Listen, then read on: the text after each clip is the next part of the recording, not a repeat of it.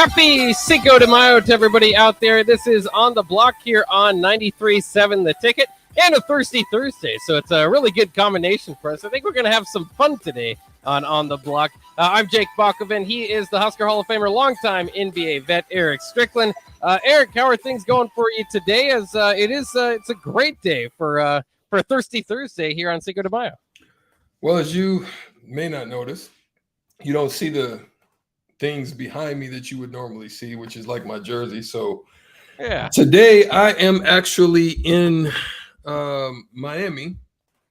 My close friend and buddy and 1-2 combination partner, Cluster Johnson, is celebrating a wonderful day for his family. And nice. So I just decided to drive down and partake and take part. They're all walking on the beach right now and doing all those fun things. I'm just sitting here in the room. On the block. Yeah, I'm not on the beach block, but I'm on the block right now. Yeah. So, yeah. Oh, that's cool. I mean, we were talking about it earlier, how on the Ticket Water Cooler, basically Miami, part of the reason why Miami, the program, is so easy to hate is because they are so darn cool. Because the city of Miami is like, probably as far as like coolness factor, you'd have to rank it right up there as one of the coolest cities in the United States. Where does it rank on like your list of the cities that you've been to? Which is basically, you've been in the NBA, you travel quite a bit. Basically almost every cool city, I suppose, in the United States. Well, I'm kind of weird. So Miami was a great place. I mean, I think for me, when I played, Miami was one of the good places because of the hotel we stayed in. So the hotels here that we stayed in, every room, I think it's called, it's the Manor House or something like that. And every room literally had a jacuzzi in it. So just imagine, you come down, you're playing a game, or, if you have your girlfriend fly down or whatever, it's just a phenomenal, like literally on your like porch. It's like every room is a nice suite and every room had a jacuzzi on the back patio. And so it was always fun when we came and played in Miami. You're always hoping that we're going to get an extra night. So we'll get a chance to enjoy the fun and fruits of the jacuzzi action afterwards. Yeah, there's that we've talked about before. There's that small advantage people may not realize of, if you're an opposing player coming in to play in Miami or New York or, at Los Angeles or one of those, you might not have a well-rested team for the game. I mean, they might have been out late. I have a story that just blows up that premise, right? All right. So playing with the Boston Celtics, your team, yeah, and we had a back-to-back. So we had a game in Atlanta. We had a night stay in Atlanta, but we played the game, but it was going to be a back-to-back in Miami. So we fly out, we're on the plane, and Antoine Walker goes, he's like, yo, man, I got 3 limos waiting on us as soon as we land. So everybody land. We like, cool, Twan. Yeah. We like, all right, baby. So as soon as we land, we take all our team. No, he basically had 3 limos waiting for most of us. Nice. It was a great bunch of us. So we land, we all hit and take our bags to the room. We go down, the 3 limos is waiting, and we all jump in, different ones. It's not full, but it's a good portion of us. So it's like me, Twan, Eric Williams, Tony Battie, Paul Pierce, all of us, we just in different limos. Yeah. So we go out, we go to this place called Beds, have a nice time, eat a meal, relax. This is now, mind you, we played a game the night before. Yeah. So just think about the timing. One night up, basically. Take a shower, get on the plane, drive to the bus, fly out, land, go to the plane, unload bags. So it's 2 something in the morning, mind you, when we finally hit the limos. Jeez. So now we go to the Beds, everything is cool, nice little vibe. But then there's this place, man, I cannot remember the name, and it's still here. I just can't remember the name. It's been so long since we went. But we went in there at least 3 a.m. And we was tossing back some drinks, had a nice little area. We was dancing, just having a good time. And we walked out of there. We was like, yo, man, we got to go. we got to go. We walked out of there at like 6 a.m. and the line, Bach, was still down the street. Like I'm not lying to you. There was a line going still halfway down the street when we walked out of there. The sun was coming up, and guess what? We beat them the next night. He still beat Miami. That night, we beat Miami. Dwayne Wade, Alonzo Mourning, Oh yeah, that crew, we still beat them that night. Oh man. Yeah, so maybe it doesn't affect you so much, I suppose. Does your coach, obviously, as opposed to college, does your coach pretty much, most of your coaches in the NBA let you kind of take care of yourself as far as nightlife? It's on you. You just got to come to work. You just come to work. It's pretty much you can do whatever, however, but at the end of the day, you come to work, you good. You don't have to worry about that. But there are some, like in playoff games, he'll reference, hey man, you guys be careful. Don't do your thing, but don't go crazy. We got a big game tomorrow. So he'll reference that, right? Yeah. So yeah, that happens. Well, the other question I had for you is, if you went, I mean, would you have a chance to be maybe not noticed if you would go split up from the team? But if you like travel with the team, like everybody knows, oh, okay, I know, those are the Celtics, or those are the Mavericks, whoever you were playing with. Well, we don't always go together, but it's kind of clicked. You kind of clicked with a little group, that you normally hang with, and so sometimes it's expanded. Like that was an expanded hangout. Sometimes it's just like it'll be me, Paul, maybe Antoine, or maybe Tony, me and Paul. It's sometimes just small groups of us. We'll go kind of do our own little thing, because at that time Twan had a girlfriend, and she's on one of those shows right now, her ex-girlfriend, one of those basketball wives shows. And that's the crazy thing about it. All of them that's on that basketball, the first original basketball shows, they were there. Kenny Anderson's wife. Oh yeah. Antoine, not Paul's, but Antoine, Eric Williams' wife. All of them were the originals. Yeah, that's awesome. It's just kind of weird too, because like when I've seen a few NBA players, because especially just going out to Los Angeles, actually both times that I've been to Universal Studios, which is really fun out there if you haven't been. But it's just kind of funny, because when you see a guy, like I saw a guy going down the elevator, go, that 6'8" guy looks like Rudy Gay. That's probably Rudy. You can't like mess up basketball players. It's not, unless they're like a 6 foot guy, or one of the guards. But these days, everybody's like 6'5" and up to begin with. It's like, right. What are the chances that 6'8" guy that looks exactly like Rudy Gay isn't Rudy Gay? So I'm pretty sure I saw Rudy Gay. Then I saw people this last time taking pictures with Nicholas Batum. It was the same type of thing. I was like, that guy really looks like Nicholas Batum. And then, you're like, well, that's a 6'8" guy that looks like Nicholas Batum. And then people were taking pictures with him. So maybe still have some doppelgangers out there, but usually not with the same height. No. And that's the thing is the thing about it is, that's why I love being my size, because my size, my build, I mean, I played at 225. So I was always just pretty stockily built. So when people look at me, they may look, and unless you're like an absolute basketball fan, you wouldn't know. So you would look, but you would like, man, he looks like an athlete. But they ask me, and they'd be like, "You play football?" And I'd be like, "No, I didn't play football." And I can keep on moving. I don't have to have that discussion. So that's the pretty cool thing about being the size I am. Yeah. There's a little bit of blessing in that.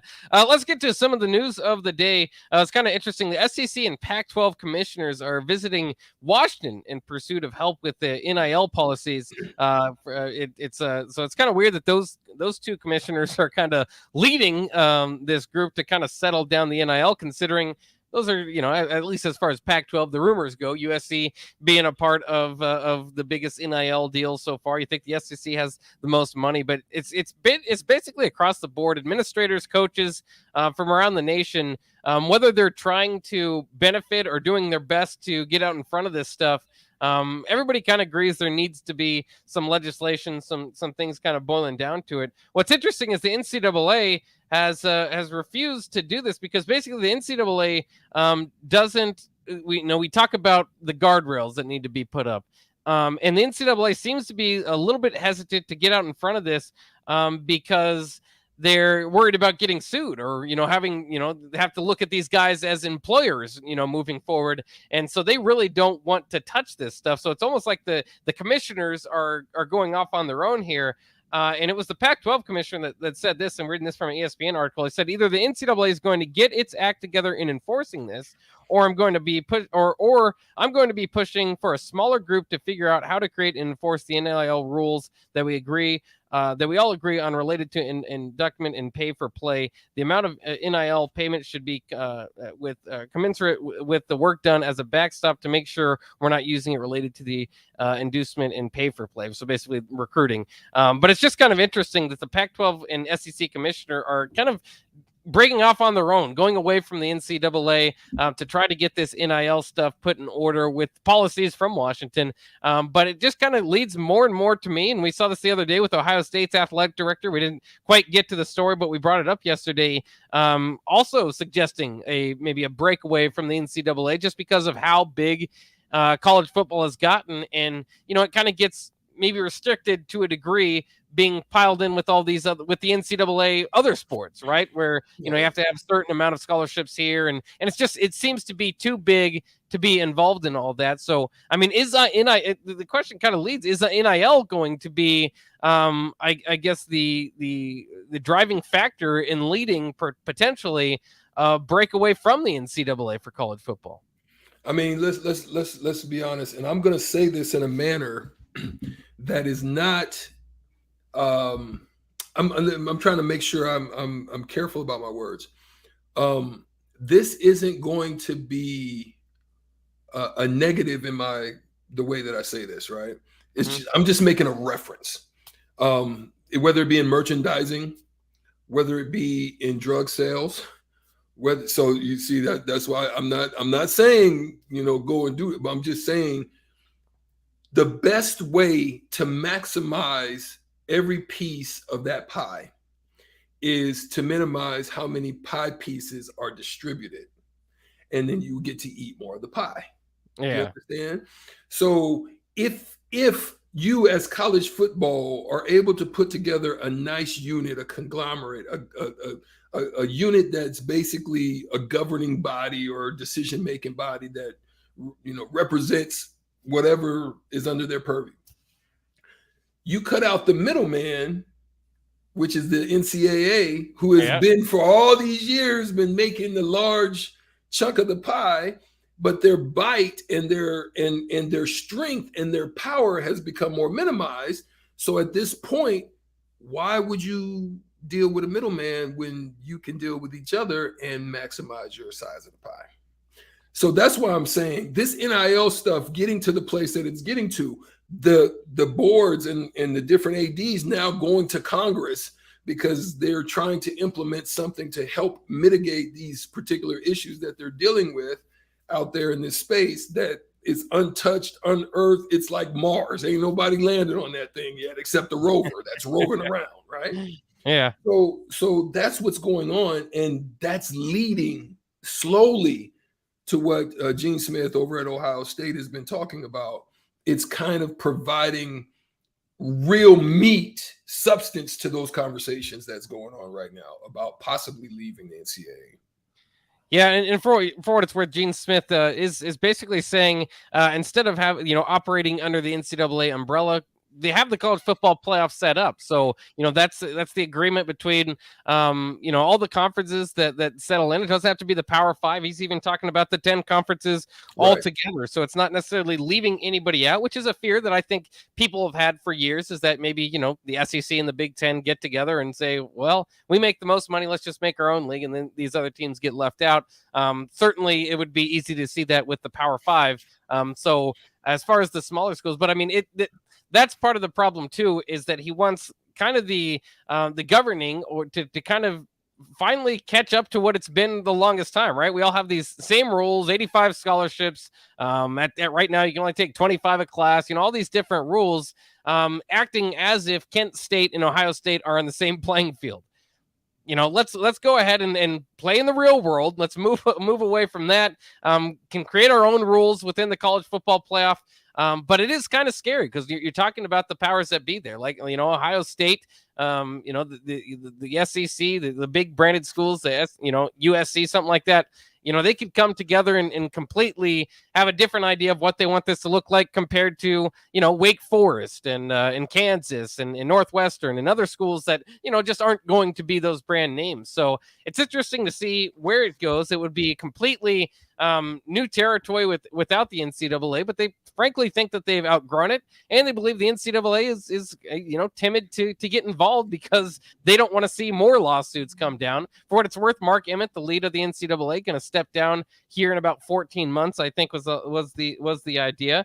But with the college football playoff model already kind of set up and maybe looking to even expand here in the next several years, you already kind of have that to base yourself around. Whereas like NCAA basketball, it's the NCAA tournament. So, basketball would have a ways to go there. So you could see, a breaking off from the NCAA from the schools as far as football goes, but still staying within that structure. So maybe not necessarily bad blood or anything within basketball. And then certainly all the, non-revenue producing sports. And then, maybe if the NCAA eventually has to work with a bunch of non-revenue producing sports, it'll be what it was meant to be from the beginning instead of taking advantage of the money that's been made over this long haul. Yeah, I think they still have a place that they can play in, some form of usage, but there's compliance officers in every university, right? So, making sure that you're in compliance, because right now, some of the stuff that the NCAA is doing and some of the slaps on the wrist that they're handing out, some of the stuff that's being brought out, then some of the stuff that's being overlooked based on who and where they are. So you have all these different elements at play. Is it really fair? Is it really they're looking for true, they're looking for true restrictions on everybody across the board. That's what I'm trying to say. But it's not. It's not that. It's not that at all. So how can they be used or how can they be effective? They got to figure it out because listen, Emirates been making 2 million to 3 million, and now the weight is about to drop because he's been fighting this lawsuit for the NIL stuff for a long time, and to come up a loser, and now to know you don't have you're not Al Capone anymore. You're not the Teflon Don anymore, right? You got, dang, I need to get up out of here before. It's an interesting time to decide to retire, huh? Yeah, right. In the mix of everything. So yeah, he's getting out at the right time. Whoever's got to take it over, you got to be really creative right now. They hopefully they're going to land somebody that's really creative, innovative, fresh, new. Just a good mind, a way to leader. To see things. Just somebody that's just ready to take over and take the reins and get out there and really make a difference. Because it hasn't been that for a while. Yeah, and if you are the NCAA, you need a leader. You need somebody that's going to take charge. You need to be careful because of all the lawsuits that could be impending here. But you also, if you're not careful, you're going to be kind of left out as far as the football thing goes because a lot of these commissioners are already starting to bring it up. And again, maybe if a smaller school commissioner says, brings up, maybe we should look this way, go into the college football playoff structure, you think, well, yeah. But if it's Ohio State's commission, athletic director, then you got to worry. So this stuff, it's all moving quickly. It's all very interesting. I think a lot of people are fearful about what the college football world's going to look like 5 to 10 years from now. And I think it certainly will look different, but it also looks different now than it did 10 years ago and 20 years ago. And, it's always been something that's kind of evolving and changing. And I think as long as the brands are out there, in my mind, if you still have, Florida State playing USC, I think we'll always be interested almost regardless, with the, whatever brand name, throw Nebraska in there for Oklahoma and all those games that you're going to have. I think that will still be able to carry more than anything, but there's a long way to go as far as this NIL stuff. And they're beginning, they're already going to Washington to try to kind of figure it out and get rid of the wild west and get some structure on this thing. So we'll see what happens in the coming days. And the next thing to keep your eye on that's about to change is going to be the expansion of the college football championships and where that goes. And I think that's why it's important, because if you're going to expand, you've got to figure out a way to have a second tier, right? You've got the Division II and you've got the FCS, those types of but you've got to figure out a way to make those smaller colleges feel good. You know what I'm saying? Yeah. About what they're trying to do, and maybe figure out the way to make it fair for them in some way, just to get them some form of buy-in. Yes, they will never be able to compete at the highest level, but just some way to kind of just give them a little bone and say, yeah, you're in with us. They got to figure that out. If they don't figure that out, then there's always probably going to be a downvote. Well, and bowl games has been fading for years. We've kind of seen that. I don't know how much this will help. Well, because most top players now, that part, and you're not going to compete, but at the end of the day too, now big time players are starting to say, I'm good. Yeah. So NIL is in next level and draft stuff is changing the mindset of how some of these kids are thinking as well. What does the bowl game really mean to me? Yeah. And that's why maybe you keep the bowl game structures, because what you're worried about is all these, the Bahamas Bowl still makes money. So, keep all those bowls in there and perhaps, integrate them into, first of all, the college football playoff, which even though I don't want it to happen, will be expanded in the next couple of years. So, keep that in mind. Maybe you do something, and this might have lost some of its sort of namesake, I suppose, over the last several years, but the NIT structure for college basketball is in another tournament. Maybe it won't quite mean as much, but you can kind of have the other teams that aren't in. If you have an 18 football, playoff, have the other teams compete for that. Call it something else. Maybe it's not quite the championships, but it's still, interesting. Yeah, So you're understanding where I'm going with it. They got to figure out a way to do something like that to create a bone, especially in football. Because it's over in the bowl game, create something that's going to create some energy. Yeah. And interest. And I think that, you get more players to play in that, maybe less, but it's still a national tournament with a lot of brand names and a lot of team, guys playing to get to the next level. I think it'd be quite interesting. So maybe that's something that they'll explore. We'll take a quick break here on the block. We've got Cinco de Mayo. We also have Thirsty Thursday with Kevin Meyer of Meyer's Cork and Bottle. So we'll see how he celebrates his Thirsty Thursday, or excuse me, well, he always celebrates Thirsty Thursday, but his Cinco de Mayo. So happy Cinco de Mayo, everybody out there. We'll be right back with Thirsty Thursday on 93.7 The Ticket. Eric's dancing. Thirsty Thursday, baby. Southeast Community College has learning centers in Falls City, Hebron, Nebraska City, Plattsmouth, Wahoo, and York, so that you can take credit and non-credit classes at a center nearby without having to travel an hour or more to campus. By taking online classes and those at a learning center, you can earn your degree from SEC where and when it's convenient for you, all at a cost that won't stand in the way of your education. Learn more about SCC's learning centers at southeast.edu/learning centers. SCC, your path to possible. Early break with Sip and Jake. And we're joined by Yoshi Hardrick, former Nebraska offensive lineman, currently a Winnipeg Blue Bomber of the CFL, two-time champion. What was it like going from the Big 12 to the Big 10 1 year to the next? Well, my first defensive end was 280 to 300 pounds. And every team we played had two tight ends in. Yeah. I was like, we're about to play some football.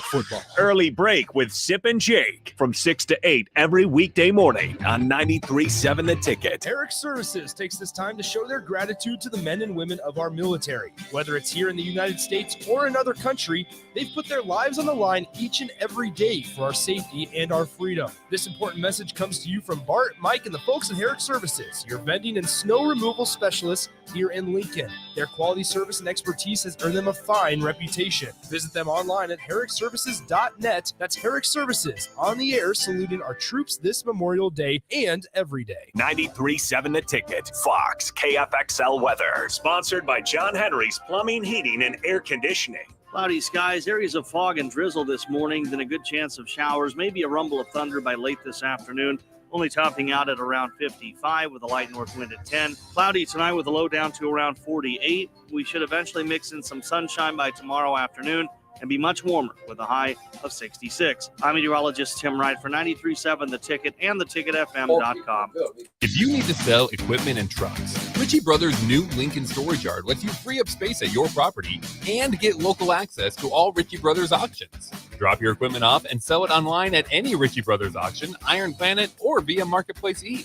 The yard is at 8801 Highway 6 in Lincoln. It's secure and makes for easy in-person buyer inspections and pickup. Take advantage of this yard to sell at Ritchie Brothers Great Plains Regional Auction on June 16th. For details, visit rbauction.com/Lincoln. What does better service mean? At Allo, it means that you get the best fiber internet available at prices that work for you. Better service means installers who show up on time. Better service means no billing shenanigans. Better service means a real person answers the phone. If you're not paying for better service, what are you paying for? Get Allo. Get better service. Switch today at allofiber.com/better service. Eustace Body Shop, where our customers send their friends. That's the greatest compliment we can receive.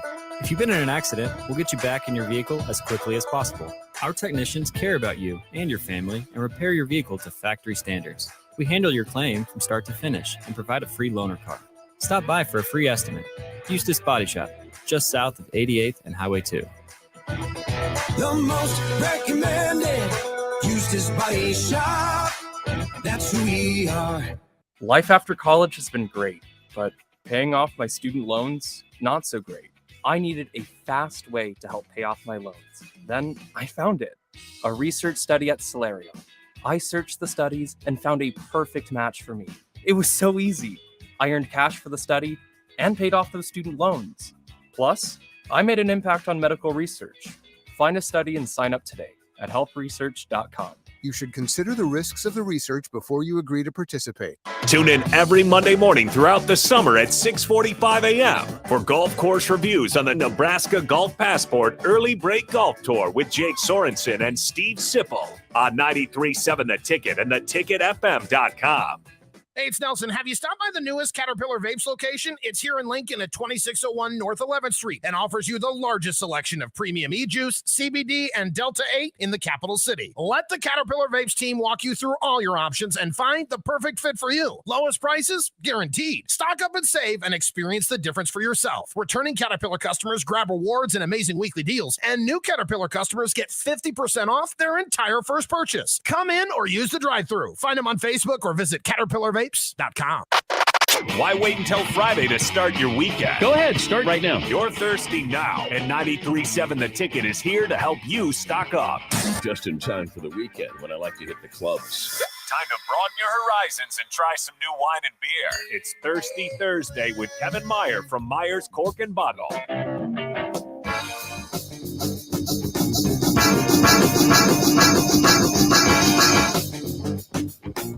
Not sure what that was, Bach. I mean, I was kind of liking the DJ thing going on there. Yeah, there was a little mix. Sir Mix-a-Lot on the. There it is. Nice. Eric, cork and bottle. And my headphones were on loud. Oh, there's the second one. That was a good one. Nice. Second one.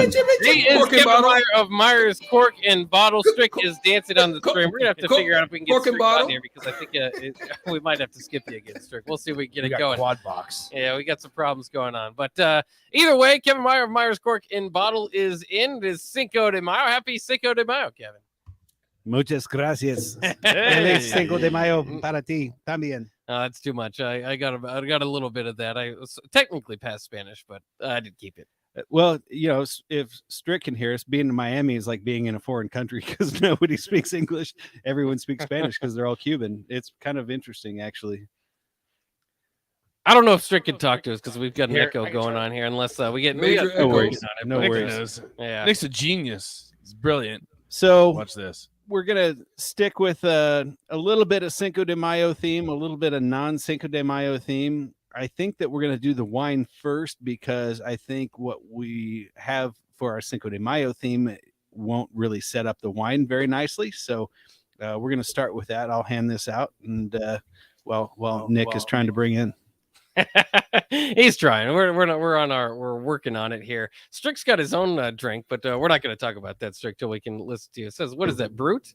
Looks like it. You know what Brute is? Is it better? I don't think it's better. No, it's not.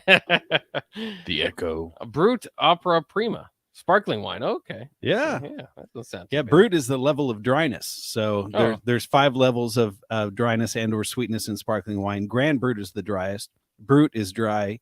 Extra dry is actually not as dry as Brute. Then you have demi-sec, which is semi-sweet, and sec, which is sweet. But generally, you only see the middle 3. So the Brute, the extra dry, and the demi-sec. Oh, okay. So there you go. Just a little bit of lesson in sparkling wine from your old Uncle Kev. There we go. What are we drinking again here? Brand new to the store, called Flattop Hills. And this is from the Charles Krug family of wineries, which is actually the Mondavi family, but not the Robert Mondavi that everybody knows. It's his brother's Peter, and it's his grandchildren that own and operate it now. And so basically, Charles Krug is the oldest estate in Napa Valley. They're located in Yountville. And in fact, the Mondavi brothers learned the trade from Charles Krug, and they bought his estate after Prohibition in the 40s. Well, they were young, hot-headed Italian boys, ended up in a fist fight in the front yard. So Robert quit and went on to become the world's most famous winemaker, Robert Mondavi, and his brother stayed put at Charles Krug. And like I said, now his grandsons and granddaughters own and operate it. And this is a new project for them that they call Flattop Hills. And this is their red blend. So it is a blend of several different grape varietals. And these are on sale, new winery feature of the month for $20 at the shop. Wow. And this would actually be a good wine to have, like with enchiladas or, good Mexican food type thing. Oh, yeah. I love these red blends with barbecue too. I love them with spaghetti, pizza, just kind of your just everyday fare that you don't need to get too fancy with. You don't need to get too complex with. Just good tasting wine with good tasting food. That's what it's really all about. Yeah, and I can see this. Obviously, we're looking forward to Mother's Day. I mean, this could be another one. It's maybe, and I think anything's good for Mother's Day. But there's ones that you would lean toward. Well, I tell you, it kind of depends on what your mom likes. But we have lots and lots of wines that obviously would fit the female palate as well as be attractive to their eye. And flowers are great. You should do that too. But get your mom a nice bottle of wine that she can enjoy for herself at her own time, at her own leisure, and we'll make sure that you come out looking like the best child in the family. I got speaking of wine, I took the rosé all day over to my parents' house. My mom loved it. Nice. She loved the rosé, which has been a really, really good one. Probably my favorite one of all of us, which I guess that tells you something about my palate. Well, unfortunately, it's light, it's crisp, it's clean, it's dry. It was chilled too, it was really, really good when it was a little chillier. So it was really good. Kevin, let me ask you this, and I might be very far off in asking this. Is this a lower ABV? Because for some reason, it doesn't taste like as much alcohol. I don't know. Maybe I'm just a sophisticated wine drinker now. I think that we've broken you in, man. No, this is... am I right? It's actually higher. Is it higher? Look at that. No. Yeah, it's like 13.5, which is pretty standard for a dry red wine. Okay. A lot of times they can get up to about 15, but I mean, 1.5% isn't going to make a huge deal. Interesting. But maybe you are breaking me in. I'm just starting to enjoy the wines now. Because at first, when it hit me, I was like, "Oh my gosh, it's very wine," and now it tastes pretty good. Yeah, it's nice. well, it's like that's water for you. Yeah, that's the great thing about the red blends is that they're not real tannic. They don't have a lot of bite, so they have a soft mouth feel, and they're kind of a little more fruit forward, and they're just very drinkable, non-pretentious, easygoing wines, and that's what I like about them. And these are on sale for $20. Plus, it's a cool bottle. They die cut the wine glass out of the label, and so it's it's kind of a cool presentation as well.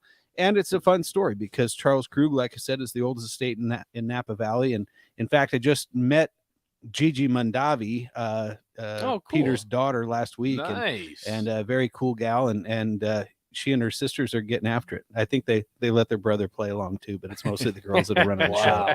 Is that the first time you've met any Mondavi? I met her dad actually about 15 years ago. And what was funny is he was in town to do a wine dinner for Charles Krug, and showed up at the shop, and we're just kind of talking, telling us a little bit about him and his family and their history and the wines, et cetera, et cetera. And I said, Mr. Mondavi, only a true friend would tell you this, but your fly is down. Oh no, that's awesome. And it turns out like it was like a 30-year-old suit. He was never used to wearing a suit, and he's like, oh dang it, I have a wine dinner. His fly was broken. And so I had to send him over to Gary Michaels when I had a shop over in Williamsburg for quite a while. And so I sent him over to Gary Michaels and got him fixed up with a new pair of pants. Wow. So he could have his wine dinner. That's really cool. Yeah. I like that. You so you could probably do that with a lot of people. Hey, your fly is down. I got an idea for you. But you have to hope it's broken. But I'm not in the clothing business, so why would I do that? All right, what do we got? So we are going with the Glacial Tillarita to go with the Cinco de Mayo theme. There we go. This is a margarita flavored cider, and ciders are apple based, and this one has lime and a little bit of sea salt in it, and they come in at about 6.5%. Very easy to drink, and I thought we'd also talk a little bit about tequila. Yes, and Nick hates tequila. I love tequila. If I had to choose one liquor for the rest of my life, it'd be tequila. Oh my Tequila's goodness. awesome. That is horrible. I'm an animal. I love it. You get after it when That you is drink tequila. horrible. You got to get after it. Here's the thing: is that most people that tell me that they hate tequila, it's because they've never had a good one. I had a good one. That's Oh yeah. so you I said will that say before. that is true. So I had some family friends that came back from Mexico, and they got me and my buddy, my roommate, a $200 bottle of tequila, and that was Goodness gracious. super smooth. Talking Super smooth. Jose It was Cuervo, it was isn't it? not it was not stuff that you'll drink down at Iggy's. Well, and it's the same principle that people will say, I don't like wine. And it's because, well, they've probably never had a good one. The only experiences that they've had have been negative, and usually that's because of the poor quality of the wine. But the thing about tequila, some kind of fun facts. Number one, it cannot be called tequila unless it comes from the state of Jalisco. And Jalisco is where Puerto Vallarta is located. Number two, it has to be made of 100% blue agave, which there are different agave plants are a succulent similar to like a cactus. And they get these great big spiny leaves on them. And they have the people that go out and pick the agave plants, and they are called humidors. And the humidors, they will take the agave plant, they'll chop it off the ground, they chop all the leaves off, leaving what's called the piña, or basically looks like a pineapple. And this is what makes tequila unique from other liquors, is that initially what they do is that they bake the piña, and what comes out of that is a honey-like substance called agave nectar. It's very sweet. It's kind of thick and syrupy. And then they first ferment it like making a wine. So it's like making almost like a mead, which is a honey wine, only they make a wine from the agave nectar. And then it's distilled into a liquor, and what becomes then later on tequila. Now, there's three main types. There's the silver or blanco, and those generally don't see any time in the oak barrel, and so they're clear. Then you have a reposado, which means it's rested or reposed, and usually those are anywhere from like 6 to 9 months in barrel, and so they start to take on a little light brown color because of the charring of the barrels that they're aged in. And then you have the añejo, which means old, and those are usually aged 2 years plus, and you can even have extra añejos sometimes aged up to 10 years in barrel. And what's interesting now is that we're also seeing places do their extra añejo, but then run it back through a charcoal filter. So it's been aged for like 10 years, but then it's clear. So I don't know if that also takes out the oak aging flavor or not, or what it's designed to do. But the idea is the longer it sits in the barrel, the smoother it gets. Yeah. And there's a trick with tasting tequila as well, because what a lot of times turn people off is the burn, right? Mm-hmm. So when you take a sip, you take the tequila into your mouth, you breathe in through your nose, then you swallow and exhale out through your mouth. And what that does is it blows the alcohol vapors out, so you don't get the burn. And then you can start to taste the agave and taste the sweetness and taste the smoothness of the tequila, and it's a game changer if you do that. If you blow out the vapors and you don't get the burn, it's an amazing. And so then once you have a good tequila and you know how to taste it right, it's a complete game changer. All right, I made tequila shots tonight after work. That's what I said. No, see, I asked Nick the other weekend. I said, let's take a tequila shot. And he said, no, the burn's the best part. He's if out you of want the control. burn, I like the burn. He's out of control. That's an acquired taste as well with the burn. Sometimes you just want to know what you're getting, and take a slap to the face. So you pour the party the going. you pour the shot in your mouth, breathe in through your nose, swallow. It doesn't even have to be a shot. Just take a sip. Well, so sip. So while it's tequila shots, absolutely tequila shots, you'd be fine. But that's the thing is the problem with people with tequila shots, Kevin. And let me ask you this: everyone takes the salt beforehand. I'm all about the lime. The salt makes it worse for me. I hate salt with tequila. If you're drinking a good one, you don't need any of that stuff. Right.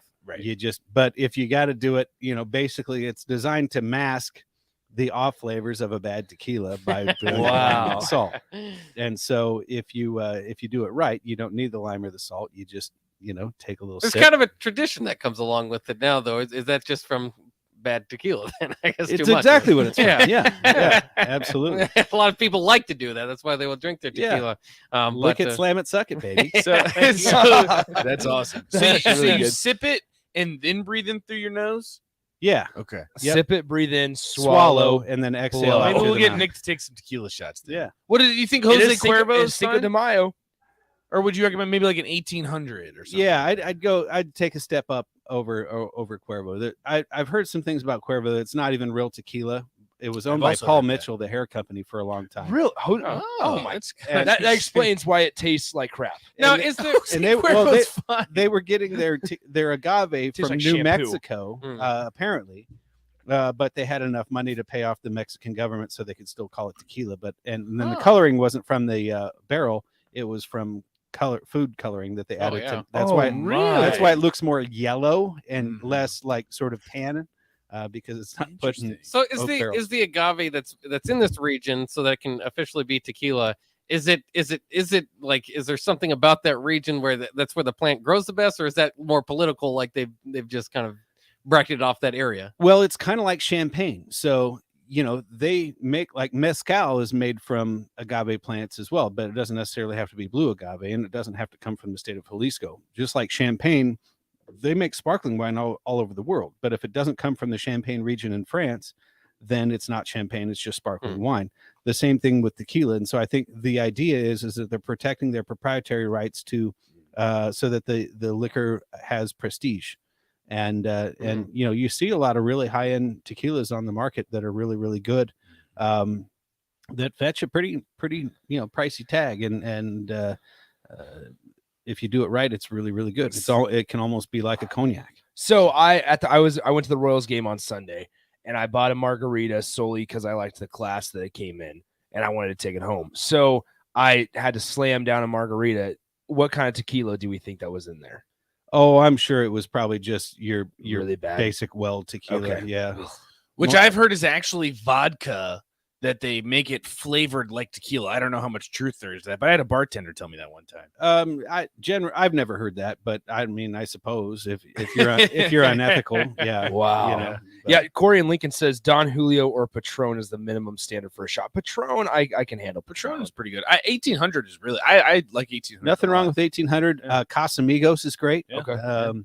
There's a whole bunch of them out there. Even The Rock has his own tequila. It's called Terramana. I have seen that. And it's reasonably priced, and it's pretty good quality stuff. So I would say if you're looking bang for your buck, go with Terramana, which is The Rock's. What we're drinking right now, though, is delicious. It is good. Yeah, we forgot to talk about that. Well, we do, because it's got that hint of tequila, but it's like you're not risking the burn. It's just delicious. You're right. And so it's basically a margarita flavored cider from Glacial Till, which are located right here in good old Nebraska, southeast of town, sort of the Bennett Palmyra area.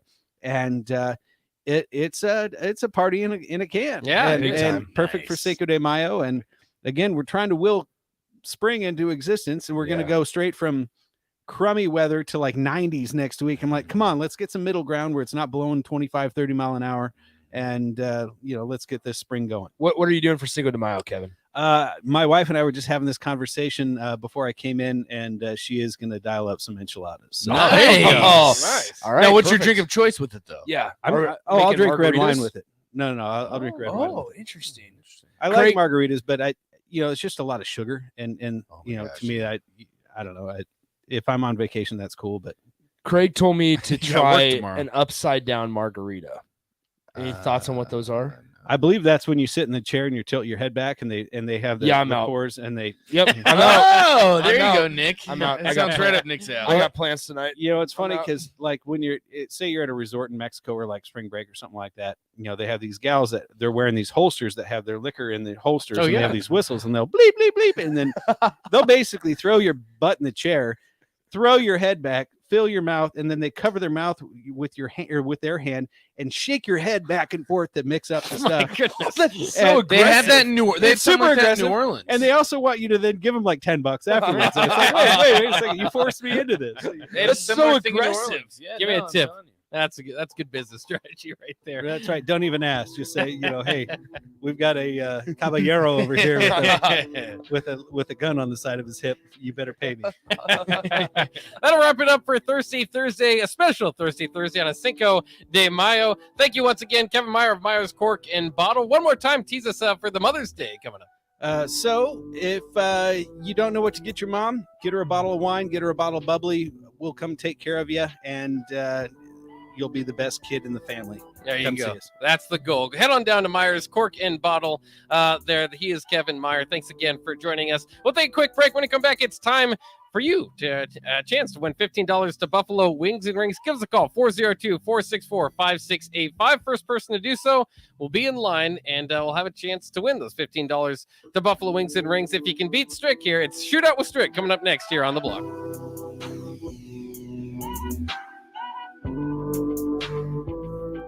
Hi, Sean Callahan here of HuskerOnline.com, inviting you to join us here on 93.7 The Ticket every Saturday morning now in our new time. We're on from 8 to 9 with the weekly Husker Online radio show. We'll give you the latest in recruiting. We'll talk about what's going on with both football, basketball, and we'll probably share a few stories from the inside. It's every Saturday morning right here on 93.7 The Ticket. It's the Husker Online radio show from 8 to 9 a.m. There's nothing quite like the Mercado by Certified Piedmontese Beef. The Mercado offers unique ingredients you can't find anywhere else, open every day from 8 a.m. to 8 p.m. The full-service butcher shop and retail store is wonderful for meat lovers with their exclusive certified Piedmontese beef and assorted sausages, plus other quality meats, including pork, chicken, and a wide range of the freshest seafood.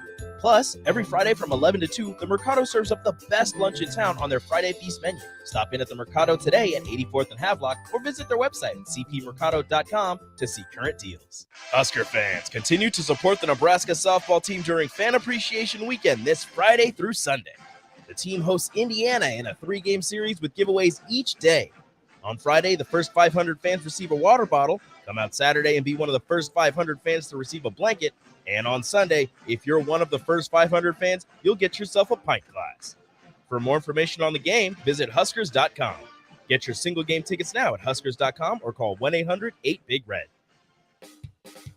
Hi, this is Dave Osted from Osted's Golf. Let us make this your best season yet. Voted a top 100 fitter by Golf Digest, our master fitters have been trained by the same guys that build clubs for PGA pros like Rory, Tiger, DJ, and Jordan. Have old clubs? Trade them in Osted's Value Guide, or have our club specialists get your clubs swinging like new. Go to our website and make your fitting appointment. You're a click away from a better golf game. Play better, have fun, and shop Osted's. You know that feeling after a good, hearty meal? The worries of the world just slip away. Time slows down. Nothing but good times and good company. That's what you get with Mary Ellen's Food for the Soul. Mary Ellen's does food right, with a menu that includes smoked wings, pulled pork, brisket, catfish. And don't sleep on their sides, shrimp and grits, collard greens, baked beans. It's food that makes your heart happy. Mary Ellen's Food for the Soul, just east of 27th and Pineland. Let them fix you a plate. What does better service mean? At Allo, it means that you get the best fiber internet available at prices that work for you. Better service means installers who show up on time. Better service means no billing shenanigans. Better service means a real person answers the phone. If you're not paying for better service, what are you paying for? Get Allo. Get better service. Switch today at allofiber.com/better service. Hi, Sean Callahan here for Koppel Chevrolet GMC, and it's been a great start here to the year as 2022 new inventory continues to roll in. Our pre-owned lot remains full, and we are selling at a record pace. I was just down at Koppel talking about a new order for myself, and they let me know I can actually start ordering a 2023 here later this spring. So stop on in to get your new 2022, your pre-owned vehicle, or maybe talk about ordering here for 2023. Check them out online at koppelcars.com. You'll be glad you did. Action Plumbing, Heating, Air, and Electric ensures our home and office HVAC systems run smoothly throughout the year to provide maximum comfort and convenience. Routine maintenance reduced our operating costs just by improving the efficiency of our unit. Consider a maintenance agreement to ensure you too receive priority for services and scheduling. This helps meet manufacturer warranty requirements. Action delivers honest quality services we can count on. To learn more, visit actionlincoln.com. I present the fruitcake. Long the subject of jokes, ridicule, derision, but did the fruitcake accept its place in the culinary totem pole? No! The fruitcake sought to rise to its full potential at Beatrice Bakery. Premium nuts, high-quality fruits, and the delectable trio of brandy, bourbon, and rum. Grandma's fruitcake is no punchline, but a decadent treat that packs a punch of flavor. Check out Grandma's fruitcake and all the delicious desserts at Beatrice Bakery. Welcome to our world of yum. It's time to play Shootout with Strick. Call now, 464-5685, to take your shot against Eric Strickland. Shootout with Strick. Brought to you by Buffalo Wings and Rings. Time to play the game!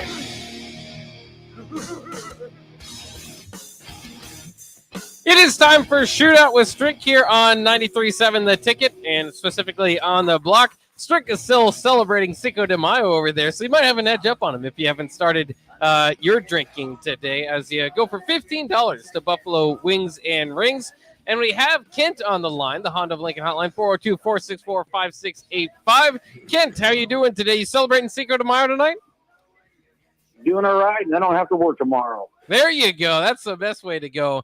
And perhaps maybe you have $15 to Buffalo Wings and Rings to celebrate with tomorrow as well. So he's geared up for Cinco de Mayo. We'll see if we can get Strick going here as well. Kent, we'll take you off air for a second, and we'll get Strick's score, and then we can head back to you and see if you can beat him. Strick, are you about ready to go? You are. Yeah, can I talk now? Because I know I wasn't able to talk on Thursday. Like, I was excited. You're allowed to talk. I'm good now? Okay, we good. A little bit of technical difficulties once again. We'll try to work that out. It's been a few weeks since we've kicked you off your own show, but we had to do it again to have Kevin Meyer in there and have Nate. Hey, I just enjoyed my Thirsty Thursday. That's all I did. Yeah, it's not so bad. All right. Today's topic is the NBA playoffs, which we'll talk about a little bit with hitting the hardwood later in the next hour. But that's our trivia today. So, Strick, if you're ready to go, we'll go in 3. I better turn down a little bit so we don't blow out. There's 3, 2, and 1. In the Heat's Game 2 win against the 76ers, who was their leading scorer, Jimmy Butler or Bam Adebayo? Jimmy Butler. It was Bam Adebayo. In the Mavericks Game 2 loss against the Suns, who was the leading scorer, Jalen Brunson or Luka Doncic? Jalen Brunson. It was Luka Doncic. Who was the leading postseason in points per game, Jason Tatum or Luka Doncic? Jason Tatum. It's Luka Doncic. Who's the leading postseason in steals per game, Jimmy Butler or Jaylen Brown? Jaylen Brown. It's actually Jimmy Butler. And who won the Western Conference last season? Lakers. It was the Suns. I'm gonna go ahead and say you drank too much already. Well, we should have had you talking a little bit. You were not. So looks like Kent, you're probably gonna get a win as long as you can answer. Hey, listen, Kent plays for the people, so I'm for the people. Kent, I just wanted to donate. I wanted to make a donation to the cause. Kent, go ahead, make a donation. I'm one of the people. He is one of the people. Exactly. That's why I made a donation of 0 questions. He's literally playing for the people today. All right, Ken, as one of the people, all you have to do is get one right. We'll run through the whole game show just to see how you do, even if you do get one right. So we'll keep going. We'll go to you here in 3, 2, and 1. Kent, in the Suns' Game 2 win against the Mavericks, who was their leading scorer, Chris Paul or Devin Booker? Chris Paul. It was Devin Booker. In the 76ers' Game 2 loss against the Heat, who was their leading scorer, James Harden or Tyrese Maxey? James Harden. It was Tyrese Maxey. Who is the leading postseason in assists per game, Chris Paul or Ja Morant? John Morant. It is Ja Morant. Who is leading the postseason in rebounds per game, Giannis or Jonas Valanciunas? The second one. I keep like his name. That is correct. The second one. Who won the Eastern Conference last season? 2, 1. I don't know. Well, that you don't know, but it is the Bucks, and it doesn't matter that you don't know because you did get 2 points, and that will be enough to blow out Strick today. You win. Congratulations. You're getting booed from Strick, which maybe will lead you to talk some trash later here in a second. But first, we got to get your shutouts in. Here we go. One of the people. There we go. Stone Cold's pumped about it. It was the brute. It was the brute. The brute was talking. The brute did the boo. That wasn't Stricky. Oh, yeah. Strick wasn't booing you. It was just the drink. Kent, you got a chance to talk trash or take the high road against Strick here? I'll just take me some free food. Oh, there you go. That's always an easy way to go for it. $15 to Buffalo Wings and Rings. Richard, and congratulations on your off day. And thanks for calling in, Kent, winner. And so, Strick, you're 0-3 on the week. No, I won the first day. Did you win the first day? Look at man, I'm telling you, Buck, you always trying to take my W's. Between you and Nick, it just never fails. Y'all are both just trying to take my W's away. Yeah, we're trying to make it look worse than it is, but it was, I guess, the last 3 days then, right? Thursday, Wednesday, Tuesday. No, it was Tuesday, Wednesday, and today. That's right, because you were off Monday. Yeah, see, look at man. All right. Wow, I ain't drink that much. My goodness. All right, well, we'll see tomorrow because if you get 3, if you get 3 wins in a row, we play a song for you. Maybe I'll have to set up something where if you lose 3 times in a week, we'll play something against you. We'll see. Yeah, we'll see what we can get going there. Maybe that sounds always good. Yeah, that part. There you go. We'll take a quick break here on the block, and when we return, we got plenty more to bring to you in the 5 o'clock hour. So we're looking forward to where would Nebraska be without the transfer portal? Would they be better or worse off? It's an interesting little topic to dive into. Also hitting the hardwood, is Eric Spoelstra a top 3 coach in the league? I think that's kind of interesting based on where he's got the heat right now in the postseason. We'll talk about that stuff next here on a Cinco de Mayo on a Thirsty Thursday on the block.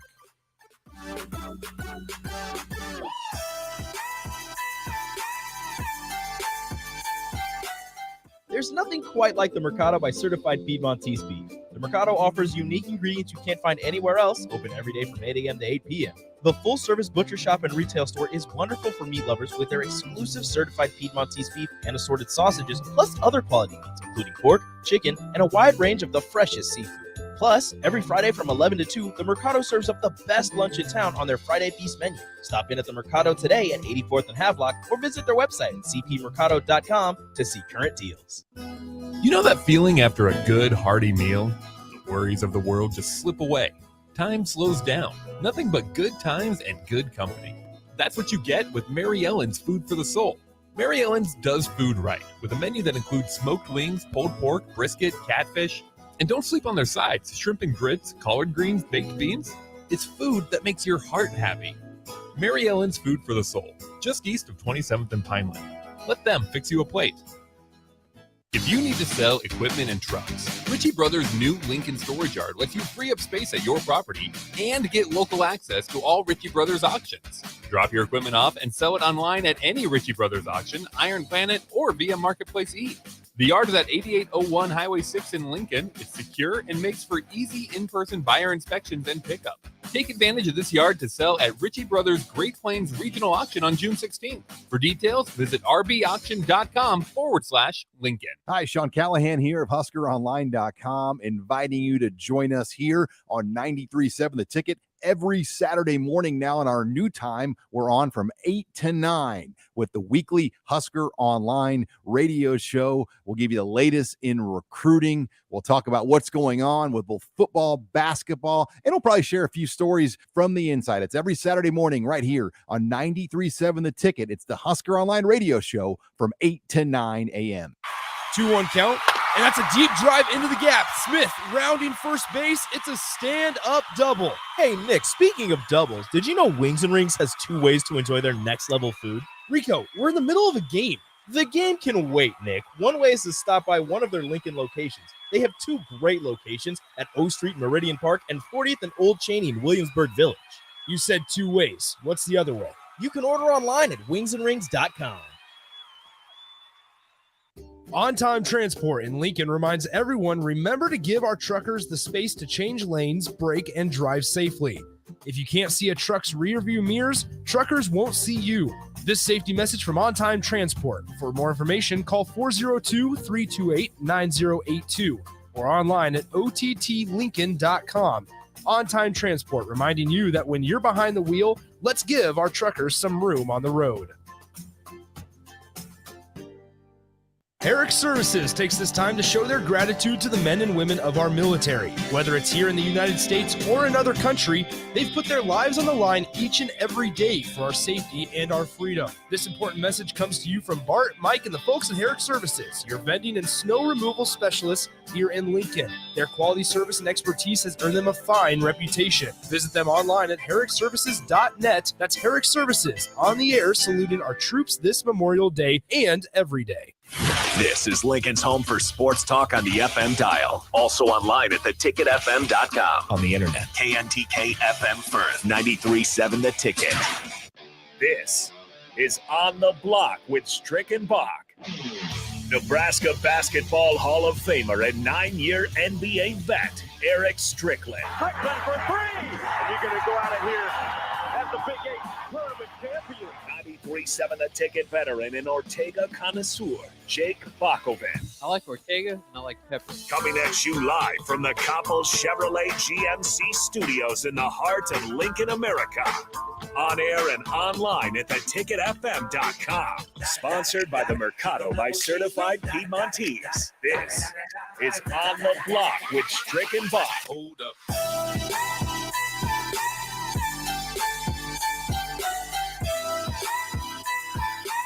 Yay, yay. It's another day. Cinco de Mayo. We celebrating right here on the block. It was Thirsty Thursday that fell on Cinco de Mayo right here on the block. East Strick out here in Florida and Miami. And my man Bach about to touch some 90-degree weather out there in Nebraska. Thank you all the ways from joining us every day, 4 to 6 right here on the block. Central Standard Time. We appreciate the love. Listen, Bach, there's a lot going on out there in the news, but we have something specific we're going to talk about today because it is on my mind. And, you know, even though the brood is on my mind too, it doesn't matter. We're going to talk about something right now that's happening right there in Lincoln, Nebraska, on the football field, taking place at Memorial Stadium. And it's either a cause for concern or it's all good in the hood. It's going to depend on how you feel about it. Text us on the Sutter Heyman text line at 402-464-5685 if what E. Strick is about to say right now is of concern to you or it's all good in the hood. So listen, there's a lot of turnover that's been happening. The transfer portal's been jumping. I mean, it's been like a club on Sunset Boulevard out there in LA, just popping. It's jumping. But is that for the good of Nebraska football or is it to the detriment of Nebraska football? How do you feel about it? Sutter Heyman text line is open. Also, the Honda Lincoln hotline is open at 402-464-5685. Do you think this is a positive? Now, listen, Bach, I got that question for you. This is E. Strick's question of the day for you. Are we in trouble? Or is it a positive that basically roughly maybe 10 to 12 potential players that have transferred in, which we've seen a lot transfer out, but those that have transferred in are possibly in line to become starters for the University of Nebraska when Nebraska is trying and needing to build a foundational, just a unit of foundation under its shaking core right now. Is that a positive thing or is that a negative thing in your eyes? Well, I think it's very positive for the situation, right? I mean, it's hard to imagine this rebuild, this kind of, because a lot of Nebraska's departures aren't necessarily transfer portal. Some of them are. Adrian Martinez kind of being the biggest one. We've seen Casey Rogers, Jordan Riley, those type of guys. But the biggest departures for Nebraska seem to be the Cam Jurgens, the Austin Allens, the guys that could have had an extra year, Damian Daniels, DeAndre Thomas, all those guys outside of Thomas went to the draft. Thomas just decided, I think, to walk away from football, from what I understand. But those aren't necessarily transfer portal losses. Of course, the big transfer portal loss is Adrian Martinez.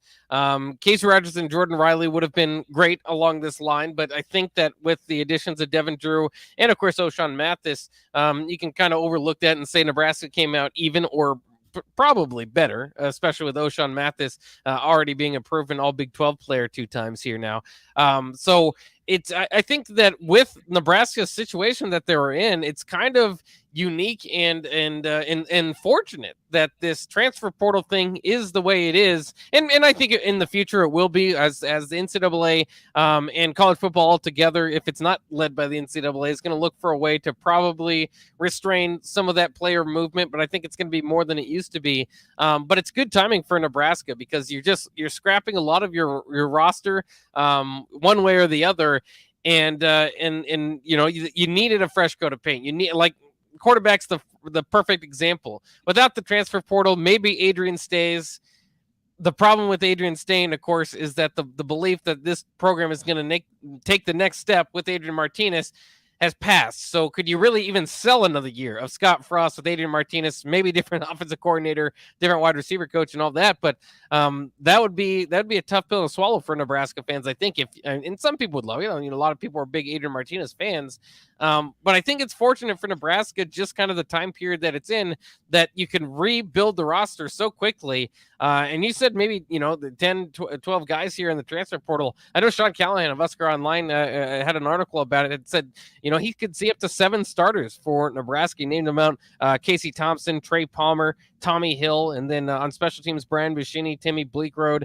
Then you throw, Drew and Mathis in there from the defensive line. And certainly there could be some others in there along the offensive line too. We'll see how it kind of works out there. So I think it's just very fortunate for Nebraska in this year. This is not a long-term sustainable idea, I think, year to year to do this. I also think maybe it's giving Nebraska fans an extreme example of where college football is right now. There's some schools that don't have a whole lot of player movement, even throughout all this NIL stuff. But it's just where Nebraska was. It's this extra year where I think it was very interesting last year. We had a talented team, and I think it had to be, they had to feel cursed or like something there, right? Like they probably weren't having that much fun playing at Nebraska, that it would be nice to kind of get something new. I think that's where some of them either moved on or went to a different school or whatever, is because they felt like they were a good team. They felt like they put in the work. It just didn't translate to wins. So kind of what more is there to do at Nebraska? Now you have a whole new group of guys in here kind of being the face of the program and eager to get those wins. And so I think it's positive for Nebraska, especially this year, just kind of the timing of it and the ability to kind of open up. You wonder, without NIL and the openness of it right now, would they be able to land an O'Shawn Mathis? And would it be so? Maybe Casey Thompson, who's spoken about NIL in the past. Maybe it'd be a little bit more difficult for Nebraska without the current landscape we're in. The thing that I see is I think I would have to agree with you with that, especially when you're talking about a program that hasn't been showing much success as of late. So with that, I think it is imperative for them to take absolute and full advantage of UIL opportunities and situation with the transfer portal tied to that. Because the problem that could persist is you could have a little animosity internally frustration because someone has stuck it out, someone has stayed the course, someone has fought the good fight and hasn't seen the ROI on that investment that they've put in time. And then to see some outliers, people that were at other schools, to come in and to be able to secure things at a rate higher than what you were even in the marketplace for in NIL opportunities. I.e., maybe Casey Rogers, looks at it in the twofold. You're going up there, you're dealing with Oregon. Oregon, surprisingly, I don't think has taken advantage of it the way that most could, with a Nike owner, basically, basically a alumni of that place. There's way big of an opportunity for them to take advantage of UIL opportunities. But hey, listen, I digress. But when I think about it, leadership is a thing that I really have to weigh because of those pieces that I just spoke of. Someone fresh coming in hasn't necessarily been in the trenches, hasn't necessarily seen or been a part of what Nebraska has been over the last 5 years, and trying to then take in a leadership role. And I think it can be done, but I think the kids of the newer generation, that's kind of like a slap in the face. So I'm interested to see how the staffs or the rooms, the coaches that are leading those specific rooms, are basically implementing different ways in which to allow their newer guys to be good leaders, but also making sure those guys that have been here have some form of say-so or some form of ability to be that in those rooms as well as leaders. So, that's the part that I'm seeing is going to be a tough, thing to navigate at the end of the day when you're dealing with this transfer portal and NIL, the way that you're dealing with it. And to have that many potential starters, none are solidified, but potential starters to come in that manner when you've actually been here that long. So. Yeah, I mean, there could be some mixed feelings about it. I think for every locker room there probably is, and it's probably led to some guys, maybe like a Casey Rogers, to look around and say, well, I wish I was in the, the recruiting ranks or the transfer portal, and so I could get a little bit of money out of this instead of, scrapping for what I can right now, as an already member of the team. And that's, again, what a lot of people are frustrated about within the coaching circles, within administration circles right now, is maybe blocking off, because NIL is meant to, help a player that's on campus, not help get a player to campus, which is what it's turned into. And so some guys are taking advantage of that and uprooting their lives and moving somewhere else. And but maybe this is strike while the iron's hot or whatever for them. But for Nebraska's sake, individually, it is going to be kind of a balancing of that, right? There's we don't know what the deals are, and we don't need to really ask what the deals are from these athletes, but there's quite good whispers and reports out there that O'Shawn Mathis is going to be making some pretty good money. How does some of those other defensive linemen that are going to start among that front line think about that? How should they think about that, considering he hasn't been there putting in the work and all that stuff, but he comes over having put in the work elsewhere. I mean, it's not like, maybe it's not at Nebraska, but he's been in these college football practices, and he's done it to the extent of being a 2-time second team all Big 12 performer. So maybe he's worth that type. But I mean, at least if you're, if he's making what it's been reported, and you're not touching that anywhere close to it. If you're another starter on that defense, how do you feel about it? I mean, so that's going to be something that's going around on these teams all across the country, as we're kind of just in the middle of the floodgates being opened, and so we'll see. But I do think that you have that, as well as the additional that's kind of additional to just the newness of it. This happens every year, right? I mean, this is why people don't like the idea long-term building on JUCO recruiting, or just kind of like band-aids, which basically a lot of these guys are. They're holes in the roster. You fill them, you put band-aids on them. They have 1 or 2 years to start for your team. How does that make the other players feel that they're being recruited over? Do you have to worry about that? I mean, obviously, more so than that, you have to worry about your job. You got to get some wins out there. And so they've put together a team that they think can compete for that. But certainly there's going to be different egos and different feelings on the roster when they get together. Hopefully they can combine as a unit, because that's obviously where the best teams come from, is to everybody get on the same page. And I don't know what it is or you know, where it's been, and they say the right things, but it certainly hasn't felt like this team has been on the same page for quite some time. I just thought about something. Boxster, I just only could imagine. I just keep going back to it. If NIL was cracking when Eastrick was around. Yeah. I'm thinking about the old places that I used to live in, like off on 33rd and Holdridge. Now it's a school. It's no longer the place that I used to live. Oh, it's yeah. a school now. You know, the place on 27th and Vine I used to live, and you know, over in Abel Schramm Smith dorm, me and T Badge, you know, in the little corner room over there, the games we used to play. And I'm thinking about, if I had 500,000, the place that I could have lived in Lincoln, Nebraska, and you would have been seeing me shining. Now, you probably wouldn't have known where East Ricky was living, but I would have been living in a nice little spot.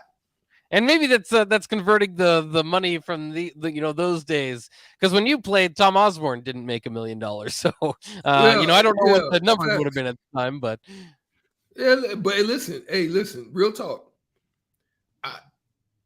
$20 to $30 went a long way in my time back in Lincoln, Nebraska. Oh, I yeah. mean, you could have a nice time at Iguana and the Brass Rail and all these different little cuts down on ink. You can have a nice little spot in a good time and eat good, because they had the little pizza spot that was right there. So you could just dip out, boop, boop, get a little pizza, little $1.50.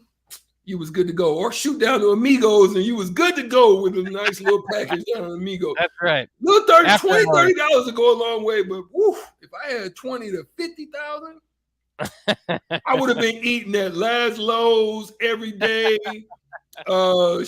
Misty's. I would, yeah. Mm-hmm. Steak, yeah. Yeah. It would have been, if the Mercado was around back then, you'd be Mercados would have been, we Mercados would have had a little spot in the Mercados, a little spot in the cut. We would have been good to go in the Mercado. Yeah, and again, I know it's kind of funny to think back, but especially you, what you would have been able, you know, as a local guy, as a local athlete with a lot of different choices between football, basketball, and you know, everybody kind of knew you as a superstar. I mean, I can only imagine you would Bellevue business. Yeah, you're just I would have been doing business with the I would have been doing business back with the casino. Listen, I would have been trying to make I've been trying to make UIL like Las Vegas, like they was doing Larry Johnson and Stacey Augman, and I would have been trying to do Harris. Jumping over to the Iowa border there. Hey, we right next door, baby. UIL, yeah, let's it go. might work. I think they do have restrictions. I don't know if it's still casinos and stuff, but alcohol you still can't NIL with. There's certain stuff you can't do, but they need to change that, Bob. We need to do a petition right now. we need to do a petition for the University of Nebraska that the Haymarket, Pinnacle Bank Arena, Memorial Stadium, Brute and Brew open. That's it's maybe is on the way. They've been tinkering with it, but it's not quite yet at Husker events. We'll kind of see how it goes. Well, then I guess I'm a J-sker then. Whoa! I'm a Jay. The best Huskers to ever play. Did you hear that on the block? You can't say that. Wait, rewind. No, that didn't happen on the block. We just playing. It's just jokes. That's just a joke. It's a few drinks. That's the drinks talking again. He didn't say that. Oh, what a great day on the block. I'm enjoying this Thirsty Thursday. It's been great for me. We did talk to you about Baylor Shireman heading over to Creighton there, didn't we? We did. That still is something that kind of stings with me. Not so much that it's a bad decision, and more so that it is a good decision for him to come back home and go to the Blue. But we talked about that, Bach. I mean, I laid it out for you when I went through that long laundry list, and I told you not there. North Carolina's not for him. Duke's not for him. Gonzaga, Creighton, Nebraska would be good for him, but just because I'm biased in that aspect, I would have loved to have the type of kid with his solid acumen of basketball skills and what he can do with shooting that ball after what I saw last year. Those things I would have been intrigued by. But I figured that when I looked at the whole picture and I began to assess that for Shireman, it makes sense when you look at it about the NCAA run that they had, what they have coming back, and you just implementing it yourself as a piece and not having to be the piece. You know what I mean? You're not coming in on a chessboard and you're the king or queen. You come in and you can just be a nice little castle. Yeah. You can just do your thing, stay in your lane, and be successful. That's what I saw. And I'm like, listen, when it happened, it wasn't like news breaking for me. It was something that I was like, I saw that. I could see that. Yeah. That happened the way it did. Connect the dots, and it makes sense. And now, people are saying that was one of the biggest portal gets. Creighton maybe goes from a top 12, 15 team to all of a sudden that's a Final Four looking team. And I'll tell you what, I know I'm not a Jay Scurry either, but I wouldn't mind a Creighton run in the tournament. I hate to say it, but I know it's different than a lot of our listeners out there. But I do love the basketball as a whole growing in the state of Nebraska. And if Nebraska's not going to do it, somebody's got to do it. It seems like Omaha's a little bit long away from it. Is to help that grow, to kind of get to the next level, is to have some sustained success. And Creighton's been that. They're a top 15 team over the last several years. They've had, players of the year, big time victories, not quite Sweet 16 runs, right? That's the next big deal that you need to get to, the Elite Eight, the Sweet 16, Final Four, my goodness. But somebody in Nebraska's got to do it. And the fact that you're going to have, a top 15 team over there in the Big East of all things playing in Omaha, I still find that a bit cool. I know it's not necessarily new. It's not necessarily what you want to cheer for as a Husker fan, but it's still kind of cool. And like you said, you can drink if you go watch a game there. Absolutely. And listen, before we get a break, I'm going to try to reach out to my close friends that have now taken over there at UNO for the Mavs.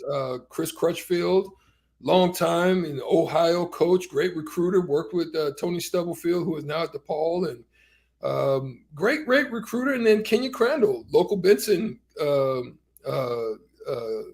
player who played with Andre Woolridge, who obviously I played with as well. Great Kearney player, spent some, probably got still some records down there at Kearney. Kenya Crandall, I'm going to try to get them on sometime in the next week or so. Well, actually, I'm going to wait. I'm going to wait on the block until Eastrick gets back into Nebraska, and then I'm going to try to make that happen.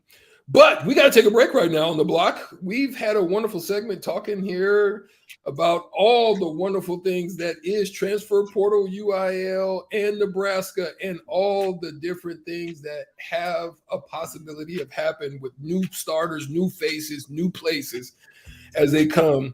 But we're going to be right back on the block. We'll figure out what we're going to talk about. Just come in, tune in, because we'll let you know when we get back right after this. A few minutes. Peace.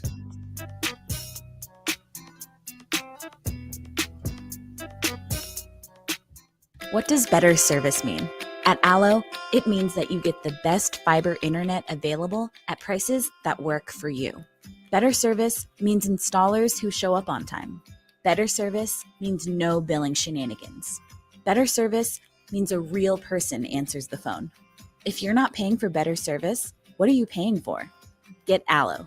Get better service. Switch today at allofiber.com/better service. 2022 is all about staying well. And guess what? There are lots of easy ways to take care of your mental and physical health every day, like eating right and exercising, taking vitamins, drinking water, scheduling those annual doctor's visits, or just resting. That's right, even a quick nap counts. Because let's be honest, these days we could all use a little more wellness in our lives. So stay well, Nebraska. For more ways you can stay healthy, visit StayWellNebraska.com. There's nothing quite like the Mercado by Certified Piedmontese beef. The Mercado offers unique ingredients you can't find anywhere else, open every day from 8 a.m. to 8 p.m. The full-service butcher shop and retail store is wonderful for meat lovers with their exclusive certified Piedmontese beef and assorted sausages, plus other quality meats, including pork, chicken, and a wide range of the freshest seafood.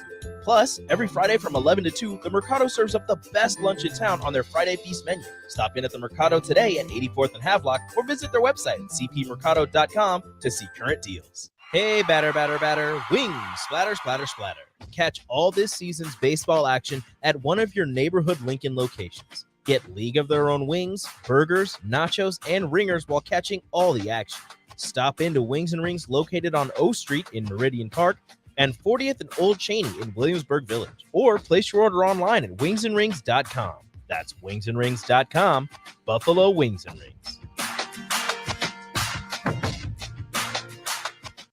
Did you know that the U.S. has added over 1,100 new breweries in the last 18 months? Learn more by shopping at Myers Cork and Bottle, 13th and South, and by tuning in to Thirsty Thursdays with Kevin Myers, because sports are better with a drink in your hand and a friend at your side.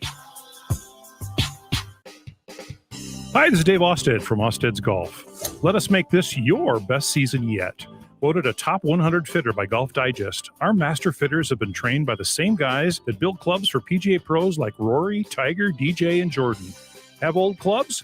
Trade them in Osted's Value Guide, or have our club specialists get your clubs swinging like new. Go to our website and make your fitting appointment. You're a click away from a better golf game. Play better, have fun, and shop Osted's. Happy Hour with Nick Sainert and Enrique Alvarez Clary. The problem is when NIL was first instated, the NCAA was just like, okay, well, we're taking a step back. Go ahead, do it. You guys handle everything you want, universities, and feel free to deal with this as you see fit. In my opinion, when you insert that word contract and you have an agent, that's when it becomes more professional-like and less about a college athlete making some money off of their name, image, and likeness. Weekdays from 2 to 3 on 93.7 The Ticket and theticketfm.com. Husker fans, continue to support the Nebraska softball team during Fan Appreciation Weekend this Friday through Sunday. The team hosts Indiana in a 3-game series with giveaways each day. On Friday, the first 500 fans receive a water bottle. Come out Saturday and be one of the first 500 fans to receive a blanket. And on Sunday, if you're one of the first 500 fans, you'll get yourself a pint glass. For more information on the game, visit Huskers.com. Get your single game tickets now at Huskers.com or call 1-800-8-BIG-RED. If you need to sell equipment and trucks, Ritchie Brothers' new Lincoln Storage Yard lets you free up space at your property and get local access to all Ritchie Brothers auctions. Drop your equipment off and sell it online at any Ritchie Brothers auction, Iron Planet, or via Marketplace E.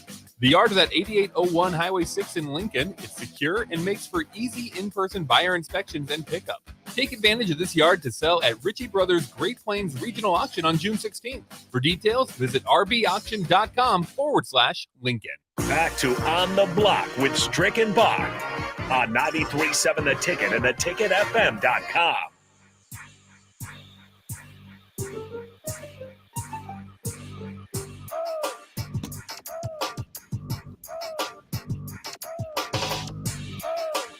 Yo, we back on the block. Even after sipping Thirsty Thursday, we still feeling good right here, and we thank you for feeling good with us and enjoying this time that we love to have with you while we're on the block for this 4 to 6 hour segment through the day. Central Standard Time. It's the second half of that segment. We have a few more left, another half an hour or so. But listen, Bach, something popped up to me, man, that I just want to throw out there, because I think it can be pretty significant when we really look at it. And so we thank you for staying tuned in. We thank you for our continued support of the Mercado certified Piedmontese, as well as Sauter Heyman and the love that they give us there. It allows you to text in, call in. Did we get some texts and calls in or anything on that last segment that we had before we get started on this next part that I have? Yeah, well, somebody says Bach, the fact that you want to see Creighton in the Final Four means you are a Jaysker. So I guess maybe I'm a Jaysker, but I still bleed Husker red. I'll still cheer for Nebraska more than anything. It's just the tournament. I like some Nebraska representation. That's all. I'm sorry. Also, Thunder off the text line says, have you guys talked about Casey Rogers transferring when he was seemingly in line to start? Is it something to worry about, or you think he was following Tony Tuioti out to Oregon? So maybe we can hit on that real quick. Yeah, Yeah, we we talked did. about it. We didn't specifically say Casey Rogers. It's interesting he followed Tuioti, though. Now that Oregon's got 2 of your defensive linemen, I don't know if that says more about NIL or maybe that's a good throwback for traditional college football fans that there's still relationships. Maybe means Yeah. something still in this whole thing. It does. Listen, you have a new guy that comes in. You've been taught, trained, coached up in a certain way. You have an establishment of a relationship with how somebody views you. You kind of, you're going to be the guy, but you're kind of, you may be, that's the thing we can't see. You could be looking around the room and you can see that maybe they're trying to replace you, or you can see that in the spring game, there was no help. And better than anything. And then, listen, everything Stricky's saying right now is all speculation. None of this has been spoken to by Casey Rogers. None of this we've talked to a coach about. None of this we've talked to Tuioti about. None of this is just all speculation and just basically taking what has happened and putting some pieces together for potential understanding. But at the end of the day, you could be looking around the room and you understand better than most because you've been there now, you've seen it as a helper, a rotation guy, a guy kind of waiting in the wings of what Big Ten football is all about. You see that room, you look around that room and it's like, you see that every time you step up, it's a rotation of like, my goodness, I know what that's like when people are injured and you're freaking always on the freaking court, especially in a 2-a-day session. Yeah, that part is not fun. So you're watching all of these things happen. And then at the end of the day, you're like, you know what? Tuioti's my guy. I know he liked me. I'm next up. Oregon's kind of down right now. Let me go out there and see what it, change of pace. I've been here. I know what this looks like, but I don't like what it looks like. That's possibly how it could have went down. And you want to go where someone knows you, right? This coach don't know you.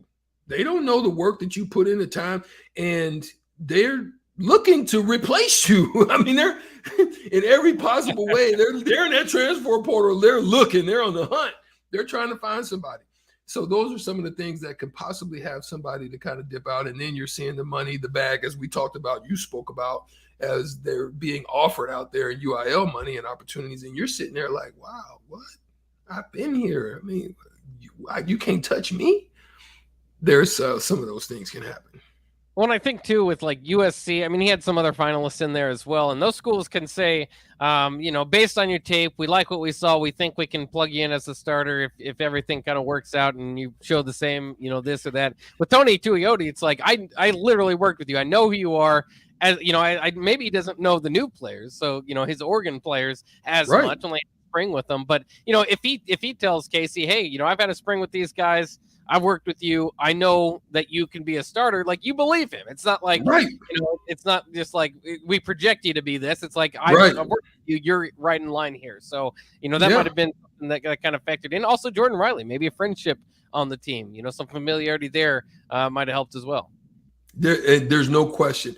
And that's how I see some of this stuff kind of working itself out. Again, as we've talked on the show also, is a lot of people are saying that it's the coaches, it's the boosters, they're just basically the back end work of making a lot of this stuff happen, a lot of this stuff transpire. Because at the end of the day, it's really the players. It's player to player conversations. It's a player being lined up with a player. And then it's the back end stuff that's lying in wait, ready for when the player is ready to make a move. So i.e., top wide receiver out there in Addison. There's been a lot of speculation that he may jump with the snake. And I only say that not because I think he's a snake, but that's just what people are saying, that Lincoln Riley's a snake, for dipping out on him the way that he did. I'm only just saying what the people say. I'm not saying he's a snake. I think he's doing what anybody would do. Listen, let's be real. We're gonna be real on the block. There are people out there right now that just say, just this hypothetical. You work for Mutual of Omaha And Pinnacle Bank Arena, you're the finance guy for Mutual of Omaha, but Pinnacle Bank Arena has a VP position that's opening up. You're making about, 500 as the VP there, but Pinnacle Bank is like, look, we want you to run this whole region. We're going to touch you up right now. We're going to give you about 1.5 to 2 million in bonuses. You come over here to Pinnacle Bank. No, we just going to keep this on the hush. That's between us, but we'll deal with it when the time comes, when you become free. But we need you to kind of drop what you're doing over there at Mutual of Omaha.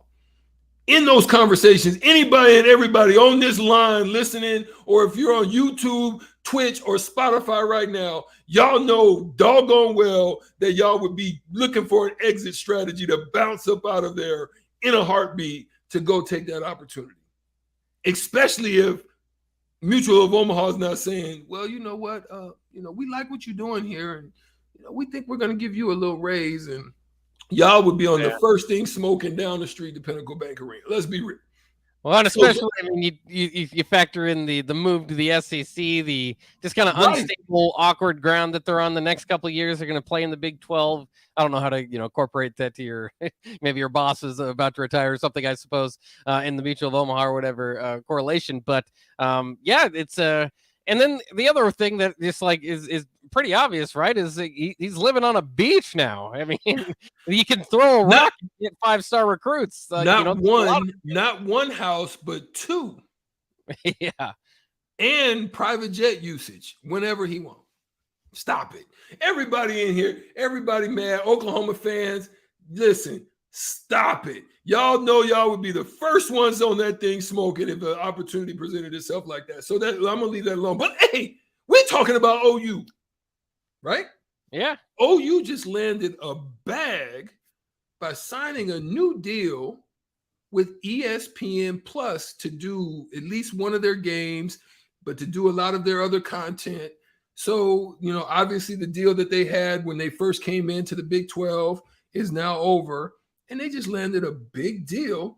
ESPN will broadcast more than 100 live sports events and for OU, including one football game each season, and it will air the Sooners spring game as well as 25 men's and women's basketball games on the platform, as well as studio shows and archive content in a subscription basis. So there's some money out there that basically OU saying we jumping in the UIL movement too.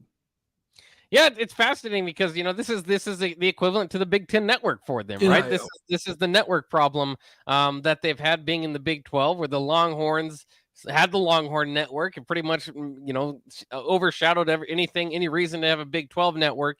So they never got one. And Oklahoma was really the brand name that's left out of all of that, and they're upset about they still have a pay-per-view games. They have pay-per-view games that they have to go and pay for on their own every year. It's very strange. Now it's against a lower level competition, but that's what this is going to do is kind of have the Sooners have their own little network. It's ESPN Plus, so it's just a part of that. But you think about the struggle that it would be, especially knowing basically Nebraska basketball fans, we know. If a game's not picked up nationally, which they rarely are, but in any case, they'll be on BTN. We can watch every Nebraska basketball game. I don't know what it'd be like to be a Sooners fan. He's still listening to the radio and stuff for the Oklahoma Sooners. It's quite crazy, but finally they can match this network here, similar to kind of like the Longhorn network, and really it's kind of opens the eyes because this has been something that maybe should have been happening all along.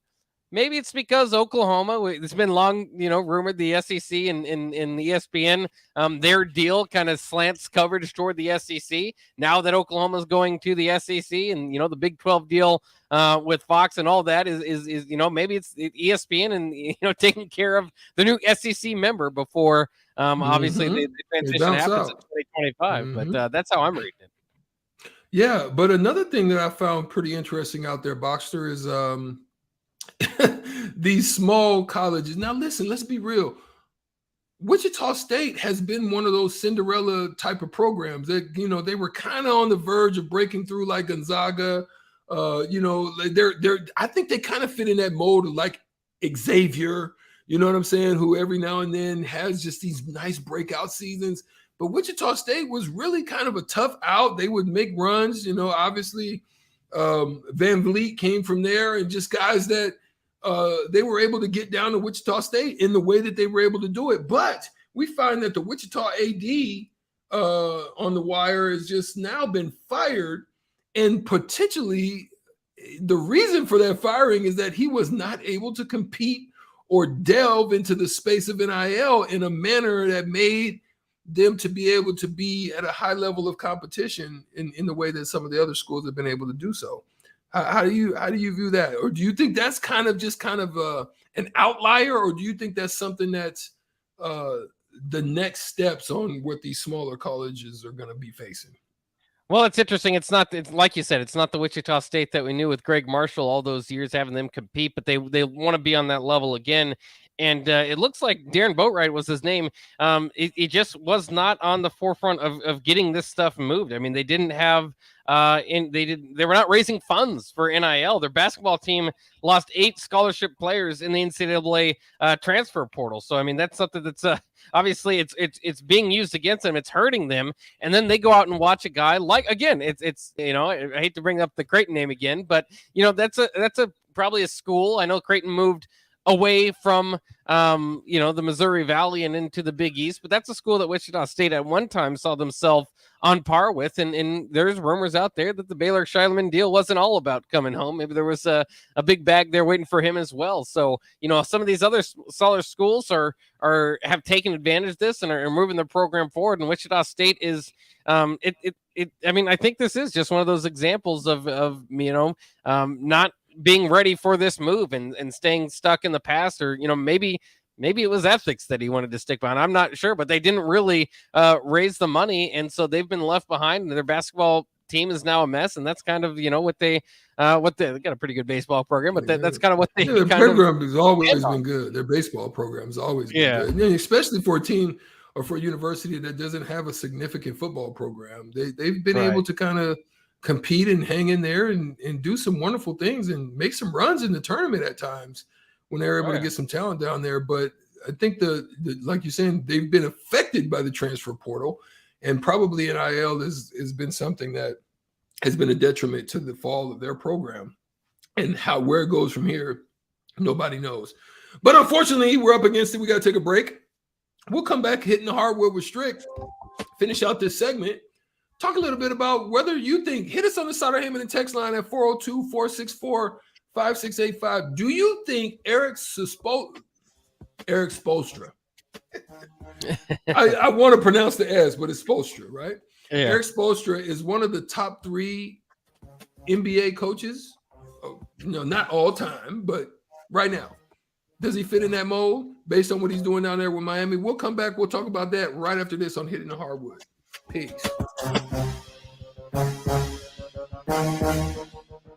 Work, laundry, dishes. I was exhausted. I needed a vacation, but finding a way to pay for it, not so easy.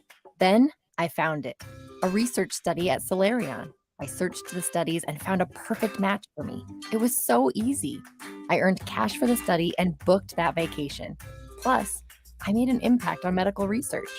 Find a study and sign up today at healthresearch.com. You should consider the risks of the research before you agree to participate. On Time Transport in Lincoln reminds everyone, remember to give our truckers the space to change lanes, brake, and drive safely. If you can't see a truck's rear view mirrors, truckers won't see you. This safety message from On Time Transport. For more information, call 402-328-9082 or online at ottlincoln.com. On Time Transport, reminding you that when you're behind the wheel, let's give our truckers some room on the road. You know that feeling after a good, hearty meal? The worries of the world just slip away. Time slows down. Nothing but good times and good company. That's what you get with Mary Ellen's Food for the Soul. Mary Ellen's does food right, with a menu that includes smoked wings, pulled pork, brisket, catfish. And don't sleep on their sides, shrimp and grits, collard greens, baked beans. It's food that makes your heart happy. Mary Ellen's Food for the Soul, just east of 27th and Pineland. Let them fix you a plate. Hi, this is Dave Osted from Osted's Golf. Let us make this your best season yet. Voted a top 100 fitter by Golf Digest, our master fitters have been trained by the same guys that build clubs for PGA pros like Rory, Tiger, DJ, and Jordan. Have old clubs? Trade them in Osted's Value Guide, or have our club specialists get your clubs swinging like new. Go to our website and make your fitting appointment. You're a click away from a better golf game. Play better, have fun, and shop Osted's. What does better service mean? At Allo, it means that you get the best fiber internet available at prices that work for you. Better service means installers who show up on time. Better service means no billing shenanigans. Better service means a real person answers the phone. If you're not paying for better service, what are you paying for? Get Allo. Get better service. Switch today at allofiber.com/better service. There's nothing quite like the Mercado by Certified Piedmontese beef. The Mercado offers unique ingredients you can't find anywhere else, open every day from 8 a.m. to 8 p.m. The full-service butcher shop and retail store is wonderful for meat lovers with their exclusive certified Piedmontese beef and assorted sausages, plus other quality meats, including pork, chicken, and a wide range of the freshest seafood. Plus, every Friday from 11 to 2, the Mercado serves up the best lunch in town on their Friday Feast menu. Stop in at the Mercado today at 84th and Havelock or visit their website at cpmercado.com to see current deals. Naloxone is a drug used to safely reverse an opioid overdose and is now more readily available in Nebraska. I'm Dr. Rob Rhodes, a Nebraska family practice physician. I encourage you to learn how to respond to an opioid overdose and administer naloxone to potentially save a life by getting the free Opie Rescue app for your phone. Be Opie ready. Download Opie Rescue. Paid for by the CDC. Sponsored by the Nebraska Department of Health and Human Services and aired in cooperation with the Nebraska Broadcasters Association and this station. Gaina Trucking is hiring CDL Class A and B drivers. Gaina Trucking guarantees a 40-hour work week year-round, and their strong team culture makes it not a job, but a career. Gaina Trucking offers health, vision, and dental insurance, 401k with company match, an employee assistance program, and other bonus programs. Build a better career today with great team culture at Gaina Trucking. Learn more and apply today at GainaTrucking.com. People always ask, what are Jake and Sip like when they're off the air? Well, the answer probably won't surprise you. Hey, Jake, your Honda's looking a little dirty. Says the guy whose license plate is barely visible. I mean, do you even care about that thing anymore? It gets a little uncomfortable. Now, that's when I jump in. Hey, whoa. Mark, did you get a new car? Nope, just took my car down to Nebraska Auto Detail. Joe and the staff made the outside and the inside look amazing. Maybe you guys need to go. Okay, wise guy. Settle down, Jake. Call Nebraska Auto Detail today at 402-601-5086. Husker fans, continue to support the Nebraska softball team during Fan Appreciation Weekend this Friday through Sunday. The team hosts Indiana in a 3-game series with giveaways each day. On Friday, the first 500 fans receive a water bottle. Come out Saturday and be one of the first 500 fans to receive a blanket. And on Sunday, if you're one of the first 500 fans, you'll get yourself a pint glass. For more information on the game, visit Huskers.com. Get your single game tickets now at Huskers.com or call 1-800-8-BIG-RED. Back to On the Block with Strick and Bach on 93.7 The Ticket and theticketfm.com.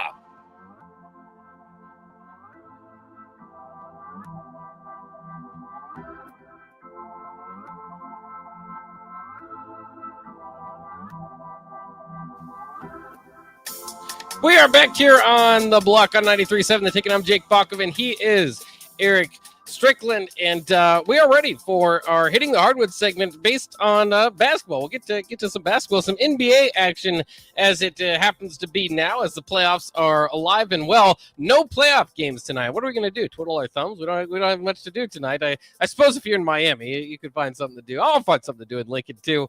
But it's kind of weird to have this little break in the NBA playoffs. I like the first round especially because there's like games going until 12:30. There was a bit of that case last night with the Phoenix game as well. But it's kind of interesting. The Heat, for what it's worth, are now up 2-0 in their series. We'll see if Joel Embiid can get the 76ers going. Those games haven't been particularly close. And the Heat are a team of, Jimmy Butler's kind of the star. Kyle Lowry, when he's healthy, certainly helps. Bam Adebayo's been an all-star in the past. Tyler Hero's the sixth man coming off the bench. Victor Oladipo. I mean, they're just deep. They've got a lot of guys as weapons. But one of their biggest weapons has to be Eric Spoelstra, the one, he's won championships there, obviously, with LeBron and Dwayne Wade and Chris Bosh and those guys. But it was kind of seen as the players won the title, maybe not so much Eric Spoelstra. And undoubtedly, it's difficult to do without them, and he hasn't done it in the past. But still, the run they made in the bubble now combined with this number one seed, with a team that, again, maybe it's roster building, maybe the GM deserves a lot of credit here. But I'm very impressed with Eric Spoelstra. If you could say right now, as the Miami Heat coach, you see their teamwork out there. Would you say Eric Spoelstra, top 3 coach in the NBA, or is that too much? I would say definitely top 5. Yeah. I don't know if I can go top 3, because right now, I love what Mdofa's doing. I love what Monty Williams is doing. There's been some consistency there. Even with continuously, I always thought that Steve Kerr was not in that category initially because he was pretty much given, Mark Jackson's teams. Yeah. Mark had built them young men up and kind of started them on their way. But now with what he's been able to do, and he's also in his decision making and the things that he's done there, quite impressed with Golden State. You still can't take away from, listen, this team was horrid in San Antonio. So you've got to put Popovich up there. I mean, I don't care where, how quick they were ousted or how the fact that he made it to a play-in team with that team, who was looking like they weren't even going to come close to it, that's impressive for me. And historically, he's definitely the top coach in the game right now. Yeah. So, until he bounces. But here's the crazy thing is, I want to say at least Akam Indofo has come out of his, his legacy.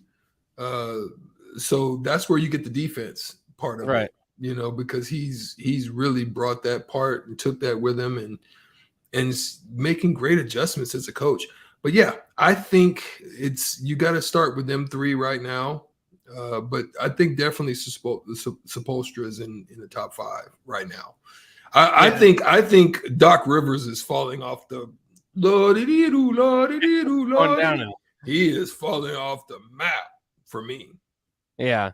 And he's traditionally a guy that you would put up there. And a lot of it too is, it's the NBA. It's kind of who you have to work with. And so, like we said, that kind of hurts Greg Popovich, helps out other guys like Steve Kerr. So you kind of have to sustain success longer when Luke Walton can jump in and win a bunch of, win most of his games with your roster.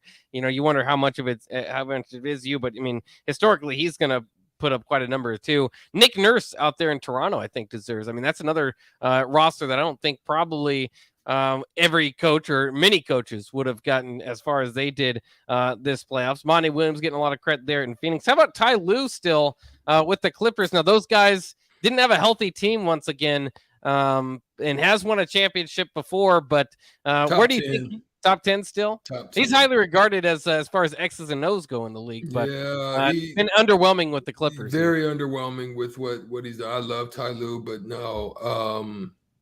Even Jason Kidd, because of what they've been able to do up in Brooklyn before. And I'm sorry, not Brooklyn, but in Milwaukee, he just didn't do it for me and still kind of teetering a little bit. But I think he's kind of starting to trend upward a little bit, but we'll see. We'll see how far he can go.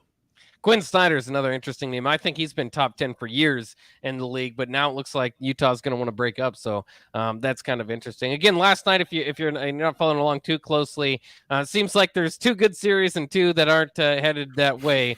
The 76ers will probably get ousted here by, and I don't know if they'll even make it 4 games. Joel Embiid coming back will definitely help. He's up there for MVP, but then they get to go back to Philadelphia. Sometimes they say the series doesn't start until you win a game on the road. So maybe I'm burying these teams too quickly, but they don't look close to the Heat. Certainly will be better with Embiid in the lineup.